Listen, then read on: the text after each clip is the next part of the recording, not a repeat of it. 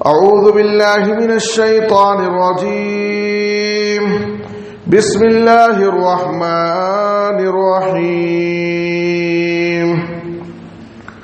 والله جعل لكم من بيوتكم سكنا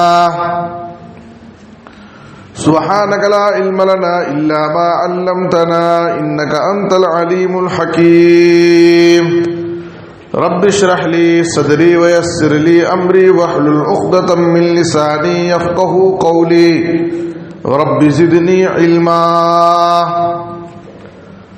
ہر قسم کی حمد و ثنا، تعریف و ستائش، بڑائی اور بزرگی، عظمت و کبریائی صرف اللہ رب العالمین کے لیے لائق اور زیبا ہے. درود و سلام ہو ہم سب کے آخری نبی جناب محمد الرسول اللہ صلی اللہ علیہ وسلم پر. محترم حضرات، آج خطبہ جمعہ کا موضوع ہے مسلمان کا گھر کیسا ہو. ایک مسلمان کے گھر کے صفات کیا ہونا چاہیے. ایک مسلمان کو اپنے گھر میں کن باتوں کا اہتمام کرنا چاہیے تاکہ ایک مسلمان کا گھر اور ایک غیر مسلم، ایک عام انسان کے گھر میں دونوں میں فرق ہونا چاہیے. تو ہمیں اس بات کو سمجھنا چاہیے کہ گھر یہ ہر انسان کی بنیادی ضرورت ہے. جس گھر میں انسان اپنے بیوی بچوں کے ساتھ زندگی گزارے، اپنی عزت و آبرو کی حفاظت کرے، آرام کرے، یہ اللہ رب العالمین کی طرف سے بندے کے لیے ایک نعمت ہے. اللہ کی گھر یہ اللہ کی ایک نعمت ہے. قرآن مجید میں سورہ نحل میں آیت نمبر 80 میں اللہ تعالیٰ نے ذکر کیا اپنی نعمتوں کا تذکرہ کرتے ہوئے، واللہ جعل لکم من بیوتکم سکنا. اللہ تعالیٰ نے تمہارے رہنے کے لیے تمہیں گھر عطا کیا، تمہارے لیے گھر کا انتظام کیا. تو گھر ہونا یہ اللہ رب العالمین کی طرف سے ایک نعمت ہے، اللہ کی نعمتوں میں سے ایک نعمت ہے. لیکن ایک انسان دنیا میں اپنا ایک خاص گھر بنانے کے لیے ہر ممکن کوشش کرتا ہے، اور جبکہ اس کو یہ بات معلوم ہے کہ دنیا کا یہ گھر اسے چھوڑ کر جانا ہے اور آخرت کے گھر کی اسے فکر نہیں ہوتی، جبکہ اصل فکر اس کو دنیا کے گھر سے کہیں زیادہ ایک مسلمان کو اپنے آخرت کے گھر کی فکر ہونی چاہیے کہ آخرت میں جنت میں ہمیں گھر مل جائے. اللہ رب العالمین نے سورہ تحریم کی آیت نمبر 11 میں فرعون کی بیوی آسیہ کی مثال بیان کی ہے اہل ایمان کے لیے. وَضَرَبَ اللَّهُ مَثَلًا لِلَّذِينَ آمَنُوا امْرَأَتَ فِرْعَوْنَ إِذْ قَالَتْ رَبِّ ابْنِ لِي عِندَكَ بَيْتًا فِي الْجَنَّةِ. فرعون کی بیوی آسیہ اللہ رب العالمین سے دعا مانگتی ہے. کیا دعا؟ رب ابن لی عندک بیتا فی الجنہ، اے میرے رب تو میرے لیے اپنے پاس جنت میں ایک گھر بنا دے. فرعون کی بیوی کی دعا کیا ہے؟ اے میرے رب تو میرے لیے اپنے پاس جنت میں ایک گھر بنا اور مجھے فرعون اور اس کی قوم سے اور ظالم قوم سے مجھے نجات دے دے. یہاں پر غور فرمائیے کہ فرعون کی بیوی آسیہ کے پاس کس چیز کی کمی تھی. وہ تو فرعون کے دربار میں تھی، ایک شاہی محل میں تھی جس میں دنیا کی ساری نعمتیں، سارے خزانے، سب کچھ موجود تھے. لیکن اللہ کی اس نیک بندی کو دنیا کا یہ گھر پسند نہیں آیا اور وہ اللہ رب العالمین سے جنت میں آخرت میں گھر کے لیے دعا مانگ رہی. اللہ تعالیٰ نے اس نیک بندی کی مثال ایمان والوں کے لیے بیان کی کہ اے مومنو تمہارے لیے اس میں بہت بڑی نصیحت کہ اس نیک بندی کے پاس اللہ نے دنیا میں سب کچھ اسے نوازا، لیکن پھر بھی دنیا کی یہ نعمتیں اسے حقیر نظر آ رہی تھی، اس لیے کہ وہ اس بات پر یقین رکھتی ہے کہ یہ سب نعمتیں فانی ہیں، ایک دن سب ختم ہو جائیں گی، اصل گھر تو آخرت کا گھر ہے۔ اس لیے وہ اللہ رب العالمین سے دعا مانگتی ہے کہ اے اللہ تو میرے لیے اپنے پاس جنت میں گھر بنا دے۔ تو ایک مسلمان کو دنیا کے گھر سے زیادہ آخرت میں جنت میں گھر پانے کی فکر کرنی چاہیے اور اس کے لیے اہتمام ہونا چاہیے۔ دیکھیے گھر کس چیز کو کہتے ہیں؟ دنیوی اعتبار سے ہم یہ سمجھتے ہیں کہ گھر جتنا خوبصورت ہو، جتنا اس میں سہولتیں ہو، اتنا اچھا گھر۔ بحیثیت مسلمان، ایک مسلمان کی نظر سے ہمیں دیکھنا گھر اینٹ اور دیوار کا نام نہیں ہے، گھر سہولیات کا نام نہیں ہے، گھر اچھے قیمتی فرنیچر کا نام نہیں ہے، گھر دنیا کی تمام نعمتیں اور آسائشوں کا نام نہیں ہے۔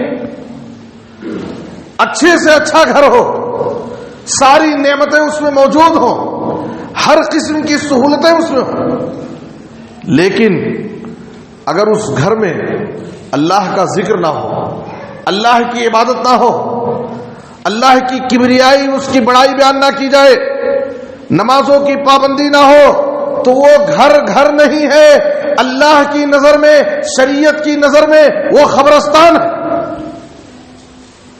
نبی صلی اللہ علیہ وسلم نے اس کو قبرستان کہا، اس گھر کو قبرستان کہا ہے جس گھر میں اللہ کا ذکر نہیں ہوتا۔ قبرستان میں کیا ہے؟ وہاں پر زندے لوگ نہیں رہتے، وہاں مردے لوگ رہتے ہیں۔ وہاں پر اللہ کا ذکر نہیں ہوتا ہے، وہاں تلاوتیں نہیں کی جاتی ہیں، وہاں نمازیں نہیں پڑھی جاتی ہیں، وہاں عبادت نہیں کی جاتی ہے، وہاں مردے لوگ ہیں۔ اگر ہمارے گھر میں بھی زندے لوگوں کے رہتے ہوئے اگر اس گھر میں اللہ کا ذکر نہ ہو، قرآن کی تلاوت نہ ہو، نمازوں کی پابندی نہ ہو، تو نبی صلی اللہ علیہ وسلم فرما رہے ہیں کہ وہ گھر گھر نہیں ہے بلکہ وہ قبرستان ہے۔ صحیح مسلم کی حدیث جناب محمد الرسول اللہ صلی اللہ علیہ وسلم نے فرمایا، صحیح مسلم کی حدیث، لا تجعلوا بيوتكم مقابر، لا تجعلوا بيوتكم مقابر، اے لوگو تم اپنے گھروں کو قبرستان مت بناؤ۔ گھروں کو قبرستان مت بناؤ کا مطلب کیا ہے؟ یعنی گھر اور قبرستان میں فرق ہونا چاہیے۔ گھر میں زندہ لوگ ہیں، یہاں پر اللہ کا ذکر ہونا چاہیے، تلاوت ہونی چاہیے، نماز کی پابندی ہونی چاہیے۔ قبرستان میں تو مردے لوگ رہتے ہیں، تو اپنے گھروں کو قبرستان مت بناؤ۔ اس کے بعد آپ صلی اللہ علیہ وسلم نے کہا ان الشیطان ينفر من البیت الذی تقرأ فیہ سورۃ البقرہ، اس گھر سے شیطان بھاگ جاتا ہے، اس گھر میں پناہ نہیں لے سکتا جس گھر میں سورہ بقرہ کی تلاوت کی جاتی ہے، خاص طور پر سورہ بقرہ کی تلاوت۔ ورنہ قرآن مجید کی تلاوت سے جہاں پر اللہ کا ذکر ہوتا ہے، جہاں پر اللہ کا ذکر ہوتا ہے، ذکر یہ شیطان پر بہت زیادہ بھاری گزرتا ہے۔ جو بندہ اللہ کا ذکر کرتا ہے، شیطان اس بندے کے قریب نہیں آ سکتا۔ جس گھر میں اللہ کا ذکر ہوتا ہے، اس گھر میں شیطان پناہ نہیں لے سکتا۔ تو نبی صلی اللہ علیہ وسلم نے کہا کہ اے لوگوں اپنے گھروں کو قبرستان مت بناؤ۔ اور میرے بزرگ اور دوستو، ہم دیکھتے ہیں گھر میں عالیشان گھر ہے، خوبصورت محل ہے، بڑی بہترین بلڈنگ بنائی گئی ہے، طرح طرح کی سہولتیں اس میں ہیں، لیکن پھر بھی گھر میں رہنے والے افراد کو سکون نہیں ہے۔ دیکھنے میں عالیشان محل، خوبصورت گھر، ساری سہولتیں، آسانی کے لیے ساری سہولتیں انتظام ہیں، لیکن پھر بھی گھر والوں کو سکون نہیں۔ معلوم کیا ہوا کہ گھر سے، خوبصورت گھر سے سکون نہیں ملتا ہے۔ سکون کہاں ملتا ہے؟ قرآن مجید میں سورہ رعد کی آیت نمبر 28 میں اللہ نے فرمایا الا بذکر اللہ تطمئن القلوب، اے لوگو تم سکون کے لیے سارے انتظامات کر لو، سکون نہیں پا سکتے۔ سکون کہاں ملے گا؟ الا بذکر اللہ تطمئن القلوب، اللہ کی یاد میں، اللہ کے ذکر میں۔ جو بندہ اللہ کا ذکر کرتا ہے، اٹھتے بیٹھتے صبح و شام اللہ کو یاد کرتا ہے، نمازوں کی پابندی کرتا ہے، کبھی بھی اللہ کو نہیں بھولتا، ایسے انسان کی زندگی میں سکون۔ جس گھر میں اللہ کا ذکر ہوتا ہے اس گھر کے افراد میں اللہ سکون نازل کرتا ہے، رحمتیں نازل ہوتی ہیں، رحمت کے فرشتے اس گھر میں داخل ہوتے ہیں۔ میرے بزرگ اور دوستو، ہم چاہیں سہولتیں پیدا کر کے، طرح طرح کے انتظامات کر کے اپنی زندگی میں سکون حاصل کرنا چاہیں تو سکون نہیں ملے گا۔ سکون دینے والی ذات اللہ کی ذات ہے۔ الا بذکر اللہ تطمئن القلوب، اللہ کی یاد میں، اللہ کے ذکر میں دلوں کو سکون ہے۔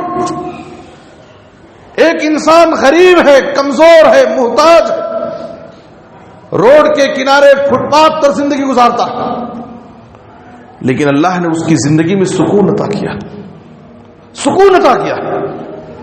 سو جاتا ہے فٹ پاتھ پہ اخبار بچھا کر، سونے کے لیے کوئی بہترین گدا نہیں، کوئی چارپائی نہیں، کوئی بیڈ نہیں، سو جاتا ہے فٹ پاتھ پہ اخبار بچھا کر۔ مزدور کبھی نیند کی گولی نہیں کھاتا، اسے سونے کے لیے، نیند کرنے کے لیے گولی لینے کی ضرورت نہیں۔ یہاں ایک آدمی مال و دولت ہے، خزانے ہیں، خوبصورت گھر ہے، اے سی ہے، طرح طرح کی سہولتیں ہیں، لیکن پھر بھی بستر پر جا رہا ہے، بار بار کروٹیں بدل رہا ہے، نیندیں نہیں آ رہی ہے، بے چینی ہے، بے قراری ہے، زندگی میں سکون نہیں ہے۔ جب تک نیند کی گولی نہیں کھائے گا 4 گھنٹے وہ آرام سے نیند نہیں کر سکتا۔ مزدور کبھی نیند کی گولی نہیں کھاتا۔ تو سکون ہم اپنے مال کے ذریعے، اپنی دولت کے ذریعے، اپنے خوبصورت گھر کے ذریعے، انتظامات اور سہولتوں کے ذریعے ہم سکون نہیں پا سکتے۔ سکون تو اللہ کی طرف سے نازل ہوتی ہے۔ اللہ رب العالمین نے سورہ طٰہٰ کی آیت نمبر 124 میں فرمایا وَمَنْ أَعْرَضَ عَنْ ذِكْرِي فَإِنَّ لَهُ مَعِيشَةً ضَنْكًا وَنَحْشُرُهُ يَوْمَ الْقِيَامَةِ أَعْمَىٰ۔ اللہ نے کہا کہ جو لوگ میری ذکر سے اعراض کرتے ہیں، اللہ کے ذکر سے دور بھاگتے ہیں، ان کی زندگیوں میں نماز، روزے، تلاوت کی کوئی پابندی نہیں، صرف دنیا کے پیچھے لگے ہوئے ہیں، تو اللہ کیا فرماتا ہے؟ ہم ان کو دنیا تو دیتے ہیں، مال و دولت کے خزانے ان کو مل جاتے ہیں، لیکن ان کی زندگیوں کو ہم تنگ کر دیتے ہیں، ان کی زندگیوں کو تنگ بنا دیتے ہیں۔ زندگی کی تنگی یہ نہیں ہے کہ اللہ تعالیٰ انسان کو غریب اور فقیر بنا دے، محتاج کر دے۔ زندگی کی تنگی یہ نہیں ہے، مفسرین نے اس آیت کی تفسیر میں لکھا ہے کہ زندگی کی تنگی یہ ہے کہ اللہ تعالیٰ نے مال و دولت سے نوازا، سب کچھ نعمتیں عطا کیا ہے، لیکن پھر بھی زندگی میں سکون نہیں۔ یہ اصل زندگی کی تنگی ہے۔ ساری نعمتیں ہونے کے باوجود آدمی کی زندگی میں سکون اور قرار نہیں، یہ تنگی ہے زندگی کی۔ اور اللہ تعالیٰ کن کی زندگیوں میں تنگی پیدا کرتا ہے؟ مشقتیں، بلائیں، آفتیں، پریشانیاں کن کی زندگیوں میں اللہ ڈالتا ہے؟ اللہ نے کیا کہا؟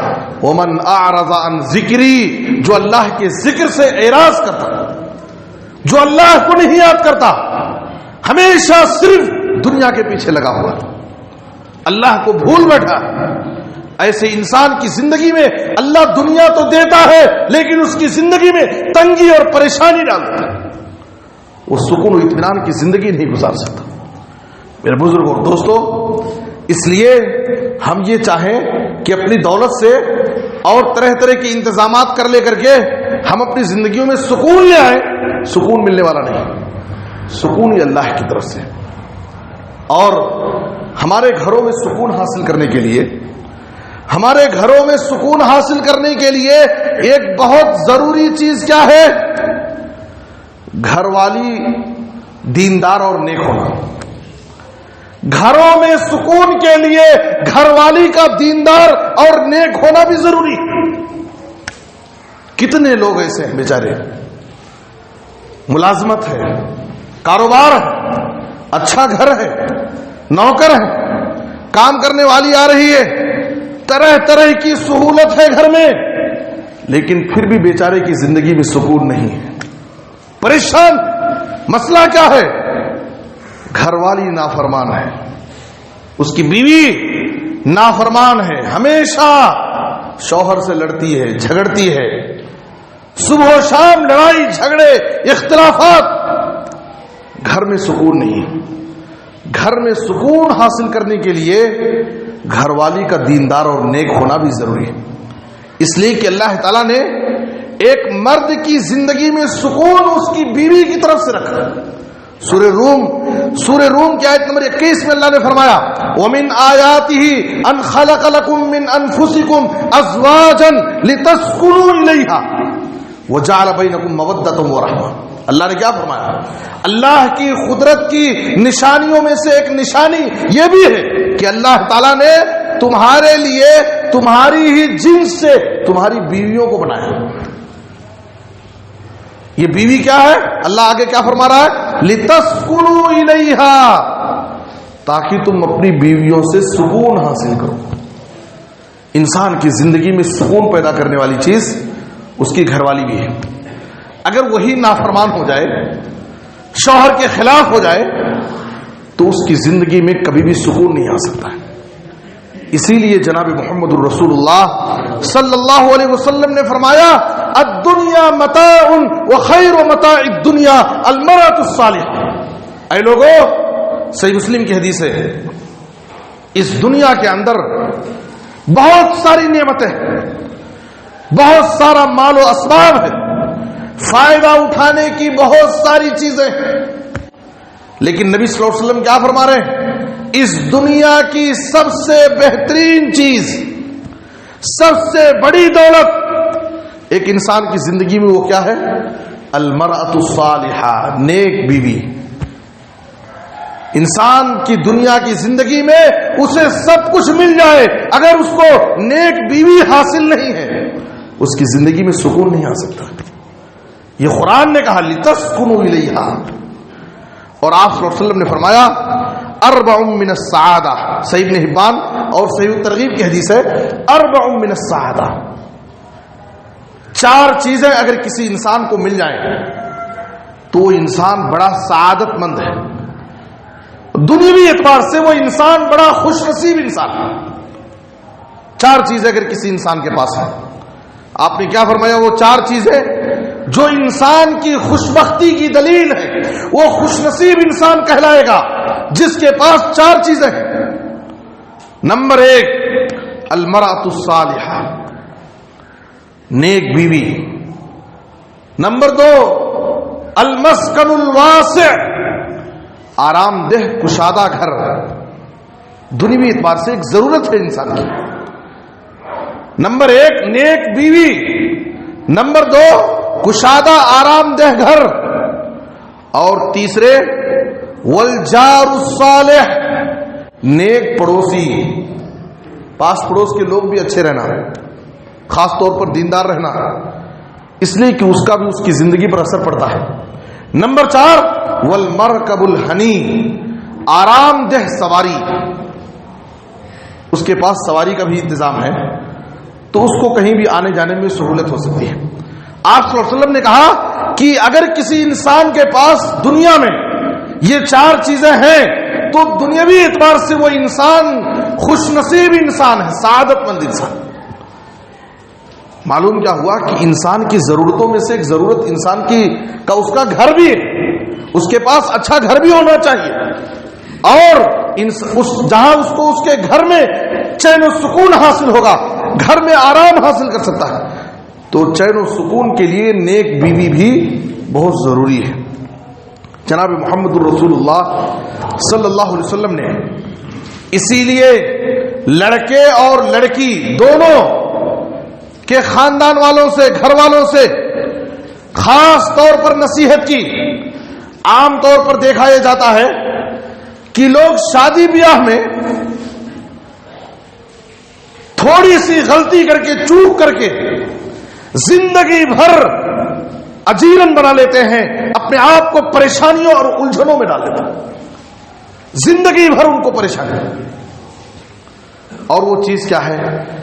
دینداری اور اخلاق کو نظر انداز کرنا۔ رشتے میں شادی کے وقت دینداری اور اخلاق کو نظر انداز کر کے شادی کرنا۔ کس چیز کو دیکھنا؟ سامنے والی کی دولت، اس کا مال، اس کا حسن و جمال، اس کی خوبصورتی، اس کا خاندان، اس کا عہدہ، اس کا منصب، یہ ساری چیزوں کو دیکھ کر کے جو لوگ شادیاں کرتے ہیں اور دینداری اور اخلاق کو نظر انداز کر دیتے ہیں، ایسے لوگوں کی زندگیوں میں فتنے ہیں، بلائیں ہیں، پریشانیاں، زندگی میں سکون نہیں آ سکتا۔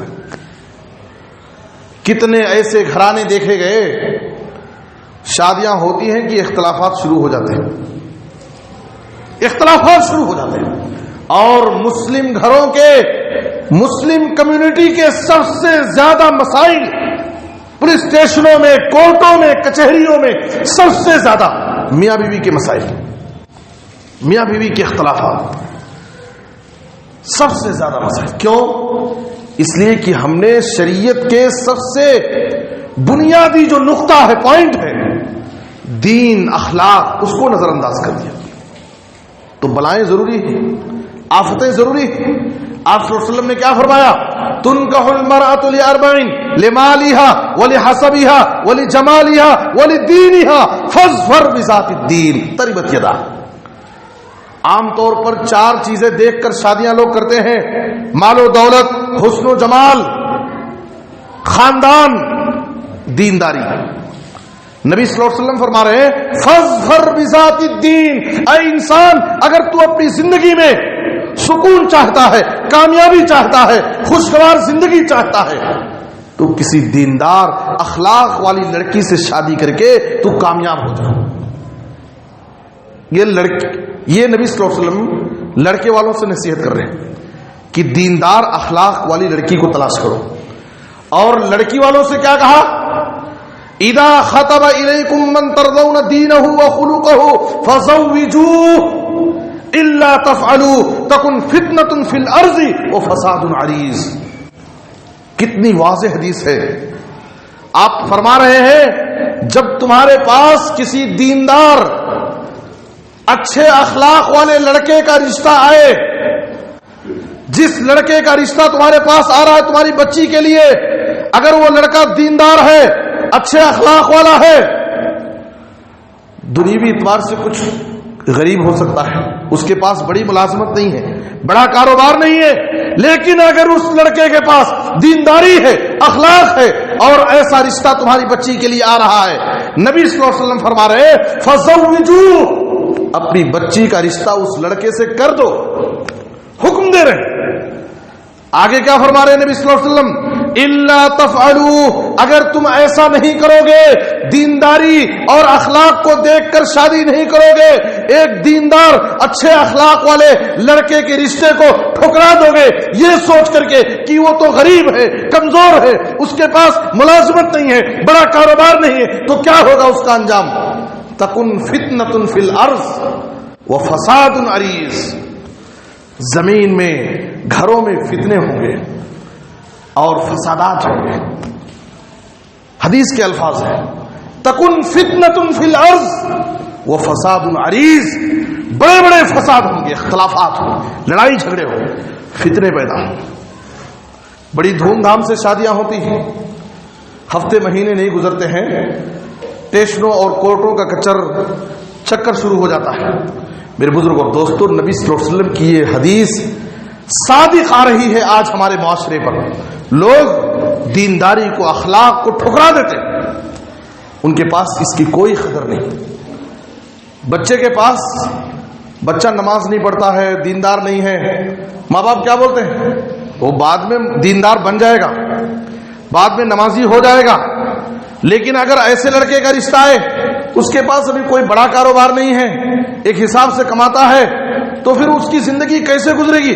یہ نہیں سوچتے جیسے بعد میں نمازی بن جائے گا، دیندار بن جائے گا، تو ہو سکتا ہے اس کی بیوی کی طرف سے اس کی زندگی میں خوشحالی آ جائے، اس کے کاروبار میں اللہ ترقی دے، اس لیے کہ دنیا میں ہر آنے والا اپنی روزی لے کر کے آتا ہے۔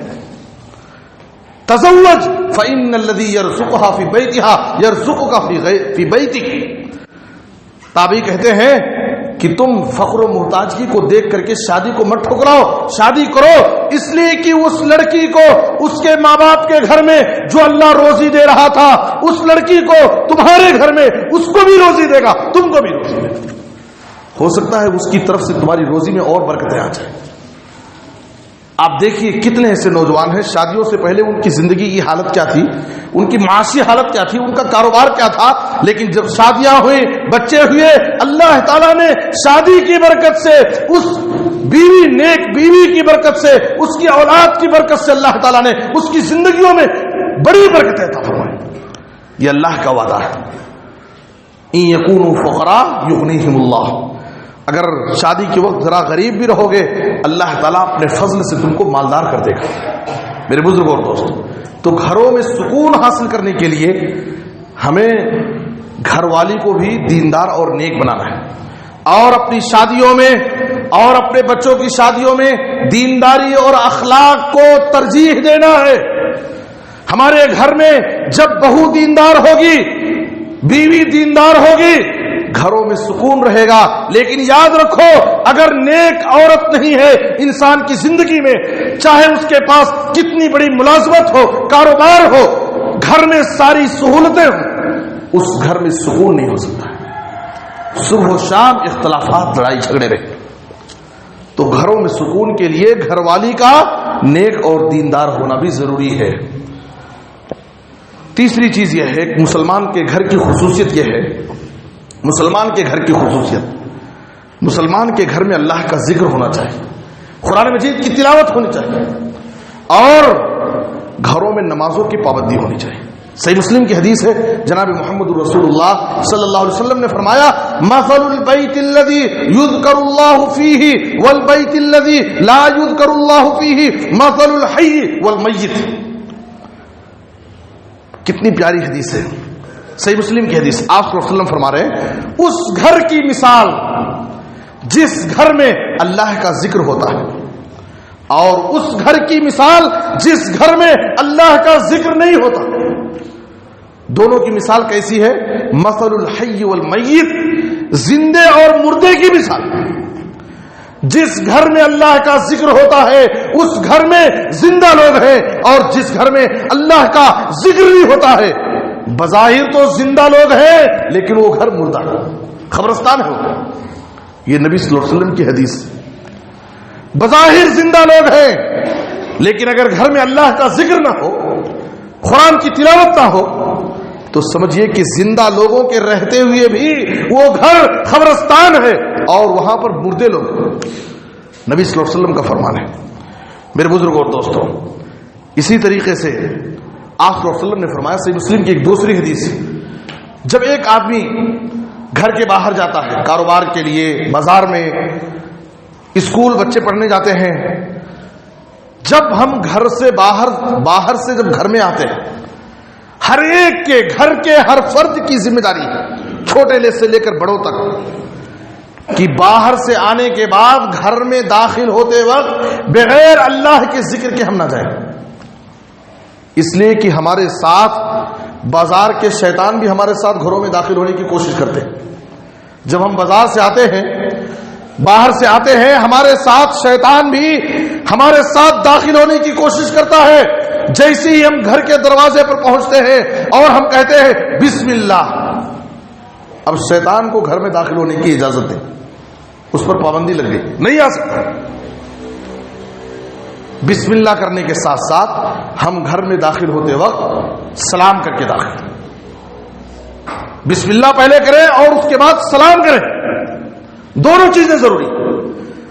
جب ایک انسان گھر میں داخل ہوتے وقت بسم اللہ کر کے، اللہ کا نام لے کر کے داخل ہوتا ہے، اور دسترخوان پر بیٹھا، کھانے کے لیے بھی اللہ کا نام لیا، بسم اللہ کر کے کھانا شروع کیا، تو شیطان مایوس ہو جاتا ہے اور اپنے ساتھیوں سے کہتا ہے لا مبیت لکم ولا عشاء، اس گھر میں رات گزارنے کے لیے، پناہ لینے کے لیے بھی ہمارے لیے اجازت نہیں ہے، اور نہ اس گھر میں ہم کھانا کھا سکتے، دونوں کی اجازت نہیں۔ کیوں؟ اس لیے کہ اس بندے نے گھر میں داخل ہوتے وقت بسم اللہ کر کے ہمارے اوپر پابندی لگا دی، اور کھانا کے وقت بھی بسم اللہ کر کے کھانا کھایا۔ اب یہ اس کھانے کو ہم اپنے لیے حلال نہیں کر سکتے۔ لیکن جب ایک انسان گھر میں داخل ہوتے وقت بسم اللہ نہیں کیا، کھانے میں بسم اللہ نہیں کیا، تو شیطان خوش ہو جاتا ہے اور اپنے ساتھیوں کو بلا کر کہتا ہے ادرکتم المبیت والعشاء، تمہیں اس گھر میں خیام اور طعام دونوں کا انتظام، ہم اس گھر میں ٹھکانہ پناہ بھی لے سکتے ہیں، رات گزار سکتے ہیں، اور اس رات میں اس گھر میں ہمارے لیے کھانے کا بھی انتظام ہے۔ تو ہمیں گھروں میں داخل ہوتے وقت بسم اللہ کر کے اور سلام کر کے داخل ہونا۔ قرآن میں سورہ نور آیت نمبر 60 پر 1 میں اللہ نے فرمایا فَإِذَا دَخَلْتُمْ بُيُوتًا فَسَلِّمُوا عَلَىٰ أَنفُسِكُمْ تَحِيَّةً مِّنْ عِندِ اللَّهِ مُبَارَكَةً طَيِّبَةً۔ اور حضرت انس رضی اللہ عنہ سے نبی صلی اللہ علیہ وسلم نے نصیحت کی یا بنی اذا دخلت علی اہلک فسلم یکن برکۃ علیک وعلی اہل بیتک۔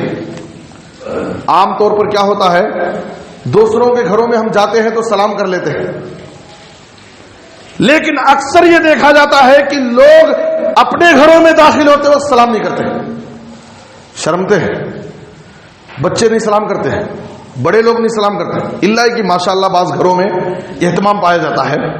دوسروں کے گھروں میں ہم داخل ہو رہے ہیں، سلام کر کے داخل ہوتے ہیں، اپنے گھروں میں داخل ہوتے وقت ہم سلام کا اہتمام نہیں کرتے ہیں، جبکہ قرآن میں سورہ نور کی آیت نمبر 60 پر 1 میں اللہ تعالیٰ نے اپنے گھروں میں داخل ہوتے وقت سلام کرنے کا حکم دیا ہے۔ نبی صلی اللہ علیہ وسلم نے حضرت انس کو کہا اے پیارے بیٹے، جب تم اپنے گھر میں داخل ہو تو سلام کر کے داخل ہو، اس سے تمہارے لیے اور تمہارے گھر والوں کے لیے خیر و برکت کا ذریعہ ہے۔ ہم دوسروں کے گھروں میں داخل ہوتے وقت ان کو سلامتی کی دعا دے رہے ہیں، ان کے لیے رحمت اور برکت کی دعا دے رہے ہیں، کیا سلامتی اور رحمت اور برکت کی دعا کے مستحق یا محتاج ہمارے گھر میں لوگ نہیں ہیں؟ یہ بڑے عیب کی بات ہے۔ ہم میں سے ہر شخص نبی صلی اللہ علیہ وسلم کی یہ تعلیمات سننے کے بعد، خاص طور پر گھر کے بڑے لوگ، اگر نبی صلی اللہ علیہ وسلم کی اس حکم پر عمل نہیں تھا، آج ہی سے ہم جب گھروں کو واپس جائیں، بڑے لوگ، گھر کے بڑے لوگ جو کام کرتے ہیں، جس چیز پر عمل کرتے ہیں، تو ان کو دیکھ کر کے بچے بھی اس کو قبول کرتے ہیں، اسی پر عمل کرتے ہیں۔ گھر کے بڑے لوگ جب گھر میں داخل ہو رہے ہیں، ذرا زور سے بسم اللہ کر کے سلام کر کے داخل ہو، بچے ہماری اس عادت کو دیکھیں گے، بچے بھی اس پر عمل کریں گے، نبی صلی اللہ علیہ وسلم کی سنت پر عمل کریں۔ بلکہ بسا اوقات ماں باپ کی ذمہ داری ہے کہ بچے اسکول سے آئے، گھر میں داخل ہو رہے، سیدھے داخل ہو گئے تو آپ واپس بھیجیے تربیت کے لیے، اور ان کو بولیے کہ واپس جاؤ، دروازے کے پاس جاؤ، پھر سے سلام کر کے آؤ۔ ایک بار دو بار آپ تاکید کریں گے، واپس کریں گے، بچے کی عادت ہو جائے گی اور نبی صلی اللہ علیہ وسلم کی اس حکم پر عمل کریں گے۔ نبی صلی اللہ علیہ وسلم نے کہا ثلاثۃ کلھم ضامن علی اللہ، 3 لوگ ایسے ہیں جن کا ضامن اللہ ان کا ضامن، اللہ ان کا محافظ، اللہ نے ان کی حفاظت کی ذمہ داری خود اپنے اوپر لی ہے 3 لوگوں کی۔ نمبر 1، من دخل بیتہ فسلم فهو ضامن اللہ، جو آدمی اپنے گھر میں داخل ہوتے وقت سلام کر کے جاتا ہے، کتنی بڑی فضیلت ہے، اور اس فضیلت سے محروم ہو جاتے ہیں۔ دوسرے، جو شخص اپنے گھر سے مسجد کے لیے آتا ہے، مسجد کے لیے، اللہ کی عبادت کے لیے جب ہم گھر سے نکلتے ہیں تو اللہ ہمارا ضامن ہے۔ اور تیسرے، جو انسان اللہ کے دین کی اشاعت اور سربلندی کے لیے اللہ کی راہ میں نکلتا ہے تو اب اس کا محافظ، اس کا ضامن اللہ تعالیٰ ہے۔ اگر اس راہ میں اس کی موت ہو جاتی ہے تو اللہ تعالیٰ اس کو شہادت کی موت دے کر کے اس کو جنت میں داخل کرتا ہے، اور اگر واپس آتا ہے تو اجر و ثواب اور مال غنیمت کے ساتھ واپس آتا ہے۔ تو گھر میں داخل ہونے وقت سلام کرنا، اللہ کا ذکر کرنا، یہ بھی بڑی فضیلت کی بات ہے، اور قرآن مجید کی تلاوت ہونی چاہیے۔ آج پہلے ہمارے باپ دادا کا جب زمانہ تھا مسلم محلوں سے، مسلم گلیوں سے، مسلم گھروں سے جب ایک آدمی صبح گزرتا تھا تو مسلم گھروں سے قرآن مجید کی تلاوت کی آوازیں آتی تھیں، لوگ قرآن پڑھتے تھے۔ صبح کا وقت ہے، قرآن مجید کے گھر میں خواتین، گھر کے بچے قرآن مجید کی تلاوت کر رہے ہیں، باقاعدہ گزرنے والا گھروں سے قرآن مجید کی تلاوت کی آوازیں سنتا تھا۔ آج ہمارے گھروں سے آوازیں آتی ہیں لیکن تلاوت کی آواز تو نہیں آتی، گانے بجانے کی آواز ضرور آتی ہے۔ تلاوت کی آواز نہیں آتی، گانے بجانے کی آواز آتی۔ اور انٹرنیٹ کی سہولتیں اور موبائل فون نے تو آج تقریباً ہر گھر کو سینما گھر بنا دیا، سینما گھر ہو گیا۔ سینما دیکھنے کے لیے، فلمیں دیکھنے کے لیے پہلے چھپ کر کے بھی لوگ جاتے تھے، نوجوان، کوئی بڑے آدمی نہ دیکھ لیں، گاؤں کے بزرگ لوگ نہ دیکھ لیں۔ آج گھر گھر سینما ہال بن گیا ہے۔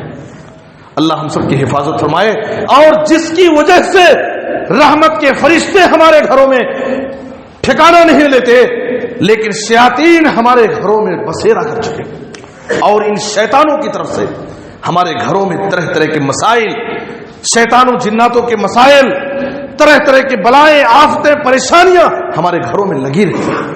میرے بزرگوں اور دوستو، ہم شیطانی چیزیں اپنے گھروں میں استعمال کریں گے، شیطان کو خوش کریں گے اور رحمت کی امید لگائیں گے کہ رحمت کے فرشتے آئیں گے، اللہ ہماری مدد کرے گا، رحمت اور اللہ ہمارے گھروں میں رزق نازل کرے گا۔ کہاں سے ہو سکتا ہے؟ ہم اپنے گھروں کو پہلے شیطانی چیزوں سے پاک صاف کریں، اور نمازوں کی پابندی ہونی چاہیے۔ خواتین کے لیے بہترین جگہ ان کی نماز ان کے گھر میں ہے۔ نبی صلی اللہ علیہ وسلم کے زمانے میں خواتین مسجدوں میں آ کر کے نماز ادا کرتی تھیں، جمعہ میں باقاعدہ خواتین مسجدوں میں آتی تھیں، اور آپ صلی اللہ علیہ وسلم نے کہا کہ اگر تمہاری عورتیں مسجدوں میں نماز کے لیے، عبادت کے لیے، ذکر کے لیے اگر جانے کے لیے اجازت مانگے تو ان کو تم اجازت دو، مت روکو۔ آج ہماری خواتین بازاروں میں نظر آتی ہیں، آج ہماری خواتین شاپنگ میں نظر آتی ہیں، لیکن مسجد میں ہماری خواتین کو آنے سے ہم روکتے ہیں۔ میرے بزرگوں اور دوستو، آج کے دور میں خاص طور پر جہاں عورتوں کے بگڑنے کے بڑے چانسز، برائی کے اڈے موجود ہیں، فحاشی اور بے حیائی کے بہت ساری چیزیں ہمارے گھروں میں آ چکی ہیں، ایسے وقت میں ہمارے خواتین کی تربیت کے لیے ان کو مسجد لانا بہت ضروری ہو چکا ہے۔ کم سے کم خواتین جمعہ میں آئیں گی، بیانات میں شریک ہوں گی، اللہ کے گھر میں وقتاً فوقتاً آئیں گی، اللہ کے دین کی، اللہ اور اس کے رسول کی باتیں سنیں گی، ان کی تربیت ہوگی، ان کی اصلاح ہوگی، اس لیے کہ ان کے اصلاح کے چانسز کم ہیں، بگڑنے کے چانسز زیادہ ہیں۔ اس لیے ہم اپنی خواتین کو مسجدوں سے جوڑیں۔ باقاعدہ نبی صلی اللہ علیہ وسلم کے زمانے میں فجر کی نماز میں مسجد نبی میں عورتیں آتی تھیں، تو نمازوں کی پابندی ہونی چاہیے، اور مرد حضرات بھی بسا اوقات سنتیں اور نفلیں اپنے گھروں میں پڑھیں۔ نبی صلی اللہ علیہ وسلم نے کہا اذا قضى احدكم الصلاة في مسجده فليجعل لبيته نصيبا من صلاته فإن الله جاعل في بيته من صلاته خيرا۔ جب تم مسجد میں فرض نماز ادا کر لو تو اپنی نماز کا کچھ حصہ اپنے گھر کے لیے بچا کے رکھو، یعنی سنتیں اور نفلیں گھر میں جا کر ادا کرو۔ کیوں؟ فإن الله جاعل في بيته من صلاته خيرا، اس لیے کہ گھر میں نماز پڑھنے کی وجہ سے اللہ تعالیٰ اس کے گھر میں خیر و برکت نازل کرے گا۔ تو گھر میں خواتین تو نماز پڑھنا ہی ہے، مرد حضرات بھی بسا اوقات سنتوں اور نفلوں کا اہتمام گھروں میں کریں۔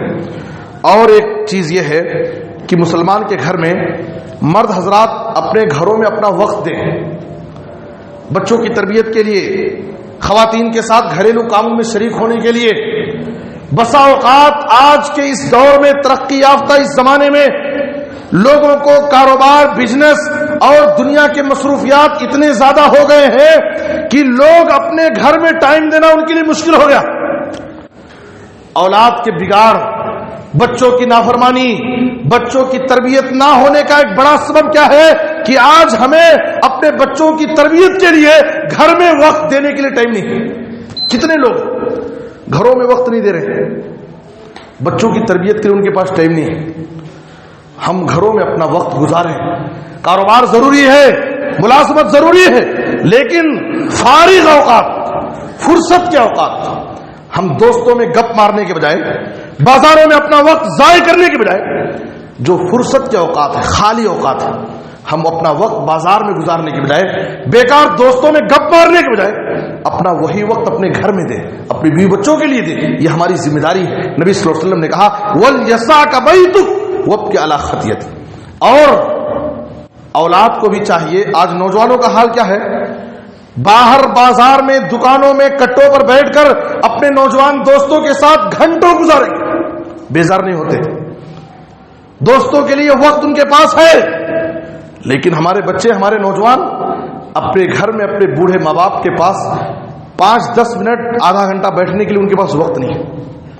ماں باپ کی خدمت یہ بھی ہے کہ ہم اپنے بوڑھے ماں باپ کے ساتھ بیٹھیں، ان کے نظر کے سامنے رہیں، ان کے ساتھ اپنا وقت دیں. ماں باپ کو صرف یہی خواہش نہیں ہوتی ہے کہ میرا بیٹا کما کر کے اپنی کمائی کا ایک حصہ مجھے دے، میری ضرورتیں پوری کرے، میرے لیے علاج کا انتظام کرے، بلکہ بوڑھے ماں باپ کی ایک بڑی خواہش یہ بھی ہوتی ہے کہ بڑھاپے کی اس عمر میں میرے بچے میرے نظر کے سامنے رہیں. یہ بھی ان کی دل کی خواہش ہوتی ہے. آج بچے کیا ہے، زیادہ پڑھ لیے ہیں، اب ان کو یہ گاؤں پسند نہیں ہے. اس چھوٹے گاؤں میں ہم کیسے رہیں گے؟ ذرا بنگلور جا کر کے سیٹ ہو جائیں گے، بڑے شہر میں رہیں گے. ماں باپ کو تنے تنہا چھوڑ دیتے اور اپنی زندگی کے وہ مالک ہو جاتے ہیں. ان کو وقت پر ماہانہ پیسے دے دینا، ان کے علاج اور گولیوں کا انتظام کر دینا، ان کی ضرورتوں کو پورا کر دینا، یہی پورا حق نہیں ہے. بڑھاپے میں ماں باپ کی نظر کے سامنے رہنا، ان کی ایک ایک ضرورت کو پورا کرنا، ان کی خدمت کرنا، ان کو ایک گلاس پانی اٹھا کر کے دینا، ان کے بلانے پر ان کے سامنے آنا، یہ بھی وقت کی بہت بڑی ضرورت. کتنے ماں باپ ہیں جو اس کے لیے ترس رہے ہیں. ان کے پاس مال کی کمی نہیں ہے، ان کے گھر میں نوکر ہیں، خادم ہیں، ان کی ضرورت پورا کرنے والے سارے لوگ موجود ہیں، لیکن اپنے بچوں کو اپنے نظر کے سامنے نہ پا کر کے ان کے دل میں تکلیف ہوتی ہے، درد ہوتا ہے کہ میں نے اپنے بچوں کو پالا پوسا، پڑھایا لکھایا، لیکن میرے بچے جب لائق ہوئے مجھے تنے تنہا گھر کی کوٹری میں تنے تنہا چھوڑ کر میرے بچے چلے گئے. میرے بزرگوں، دوستو، نوجوان اپنے ماں باپ کے لیے وقت دیں. ماں باپ کی ذمہ داری ہے کہ اپنے بیوی بچوں کی تربیت کے لیے وقت دیں، گھروں میں رہیں. ہمارا زیادہ وقت گھر کے باہر بازاروں میں، دوستوں میں گزرتا ہے اور ہم اپنے اوقات کو ضائع کرتے ہیں. نبی صلی اللہ علیہ وسلم نے کہا اگر تم دنیا اور آخرت میں نجات حاصل کرنا چاہتے ہو، امسک علیک لسانک ولیسعک بیتک وابکی علی خطیئتک. اور ایک آخری چیز یہ ہے کہ رات میں گھروں میں ہم جلدی سوئیں اور صبح جلدی اٹھیں. عام طور پر ہمارے گھروں کی حالت کیا ہے؟ رات دیر تک جاگتے ہیں. اب تو موبائل فون ہاتھ میں ہے، گیم کھیل رہے ہیں، سیریل دیکھ رہے ہیں، گانے سن رہے ہیں، کیا کیا کر رہے ہیں. رات دیر تک جاگتے ہیں اور صبح دیر تک سوتے ہیں. ہماری قوم کی بربادی کا ایک بڑا سبب یہ ہے. اور ہمارے گھروں میں آفتیں، بلائیں، پریشانیاں، اس کی ایک بڑی وجہ یہی ہے، رات دیر تک جاگنا اور صبح دیر تک سونا. اللہ تعالی ہم سب کی حفاظت فرمائے. وقت ہو چکا ہے، اس تفصیل کی ہمارے پاس ٹائم نہیں ہے. اللہ سے دعا ہے کہ اللہ تعالی ہمیں اپنے گھروں میں دینی ماحول پیدا کرنے کی توفیق عطا فرمائے اور ہر قسم کے شیطانی حرکتوں سے اللہ تعالی ہمیں اپنے گھروں کو محفوظ رکھنے کی توفیق عطا فرمائے. اے اللہ، جو بھی پریشانیاں ہیں، آفتیں ہیں، بلائیں ہیں، اللہ ہم سب کو ہر قسم کی آفتوں سے، بلاؤں سے، مصیبتوں سے اللہ ہم سب کی حفاظت فرمائے. جو بیمار ہیں انہیں شفاء عاجل کامل عطا فرما، جو مقروض ہیں انہیں ادائیگی قرض کی کوئی آسان سبیل پیدا فرما.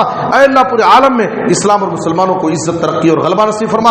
ہر جگہ مظلوم مسلمانوں کی حفاظت فرما، ان کی غیبی مدد فرما. کتاب و سنت پر عمل کرنے کی توفیق دے. خاتمہ ہو تو خاتمہ بالخیر، کلمہ توحید پر وفات دے. آمین. تقبل یا رب العالمین. وصلی اللہ علی نبینا محمد و آلہ وصحبہ